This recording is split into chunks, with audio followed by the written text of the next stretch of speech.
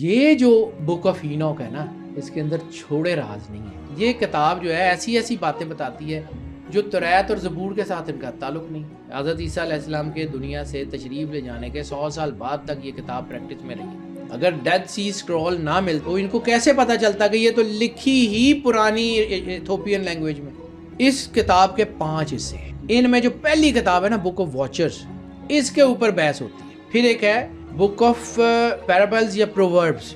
اس کے بعد book of پرووربس ہے، اس کو حضرت ادریس علیہ السلام کی تعلیمات بھی کہا جاتا ہے، جو انہوں نے تعلیم دی لوگوں کو کرنا کیا ہے، کیسے ہے، اچھا کیا ہے. پھر ایک تیسری کتاب ہے اسٹرونومیکل بک، علم فلکیات، جس کا میں نے ذکر کیا تھا کہ اس وقت بھی انہوں نے کانسٹنٹ اور ویریئنٹ ستاروں کے اوپر بات کی ہے کہ کون سے ستارے کیسے حرکت کرتے ہیں. آربٹس کا ذکر ہے اس میں، ان سیاروں کی موومنٹس کا ذکر ہے، ان کی روشنی کا ذکر ہے اس میں، ان ستاروں پہ پائی جانے والی آگ کا ذکر ہے. ایک کتاب ہے جس میں ہیونلی لیمینری کا ذکر ہے. پھر چوتھی کتاب ہے بک آف ڈریم ویژنز، خواب اور اس کی حقیقت کیا ہے. اس کے اوپر بک آف اینوک میں کتنا خوبصورت کام کیا گیا.